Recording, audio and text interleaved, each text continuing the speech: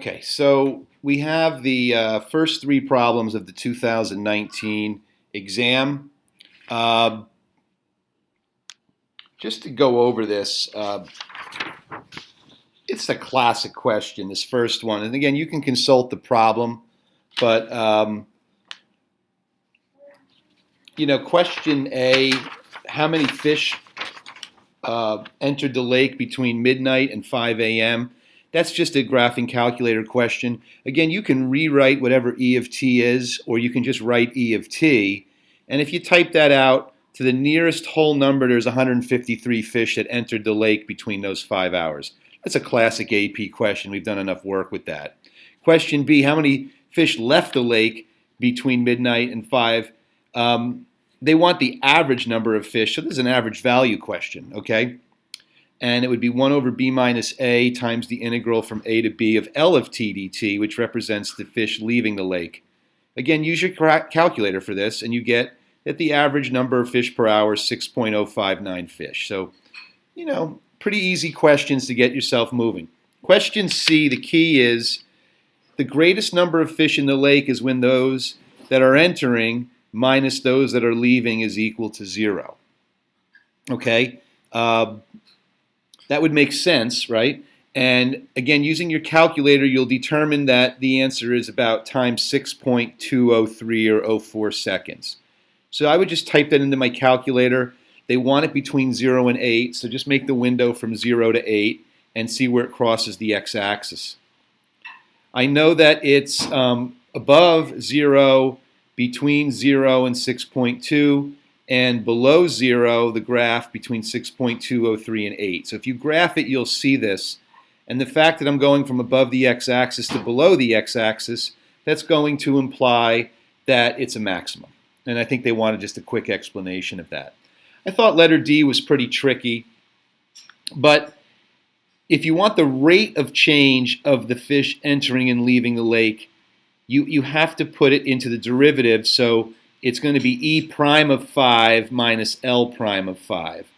And if you do that, you'll get a negative number. All you care about is the sign. If the sign is negative, it will determine that the rate of change of fish in the lake is decreasing at time 5.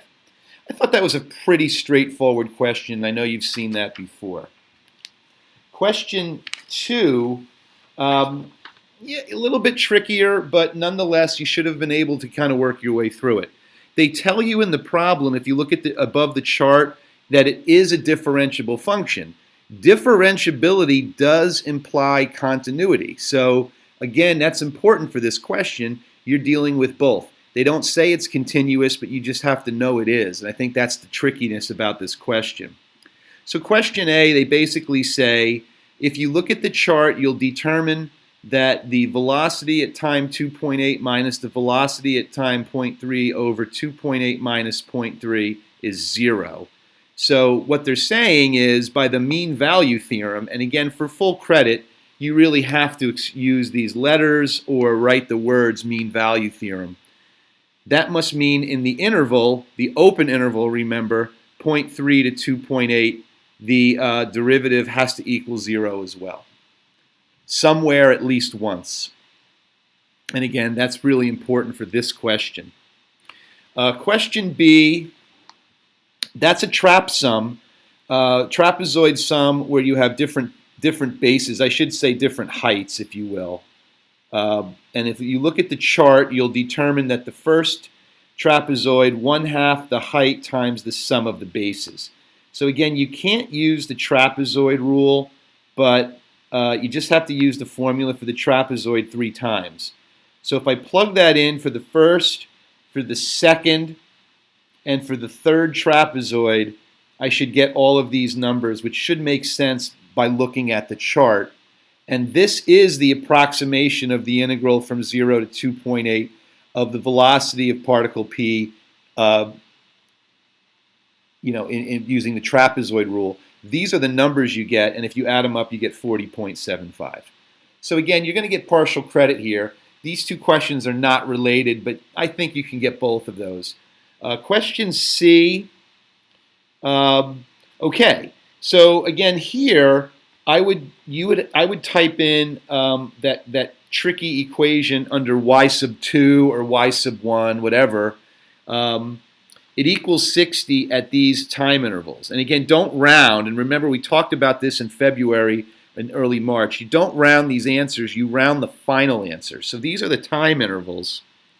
If you look at the graph, this velocity graph of particle Q is above 60 between those two irrational numbers. So that's going to tell me that if I want the total distance, and that's the question, the total distance traveled of the particle is going to be the absolute value of the velocity of particle Q from time A to B. So I just rewrote those irrational numbers. I didn't round them, remember, and then when you round the final answer, you do get 106.108 or 109 meters. So that's a pretty tricky question. I thought this was a tricky one. You know, most of my kids probably worked their way through that. I thought part D was reasonable, all right? I just made a little chart. I said, okay, particle P, I know that between, it says it starts at 0, so the position at time 2.8 is 40.75. That's from part B.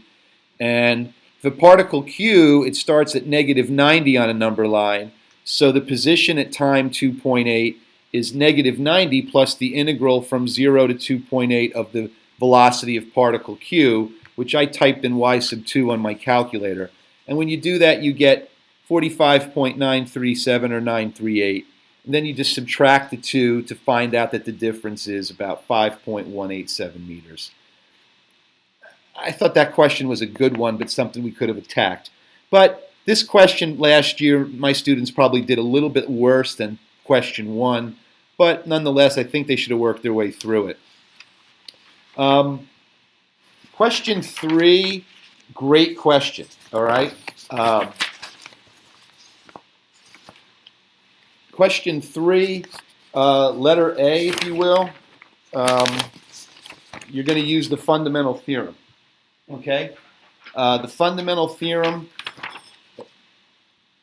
you must find the integral from negative 2 to 5 of this function.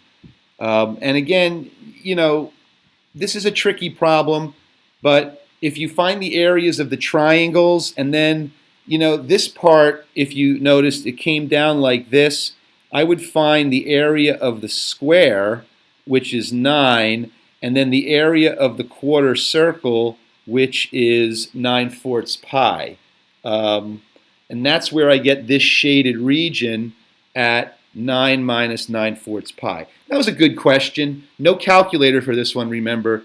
So you know it's 7 because they tell you in the problem the integral from negative 6 to 5 is 7. So you're taking the whole thing and you're subtracting 11 minus 9 pi over 4, and you get this final answer. All right? Good question. All right?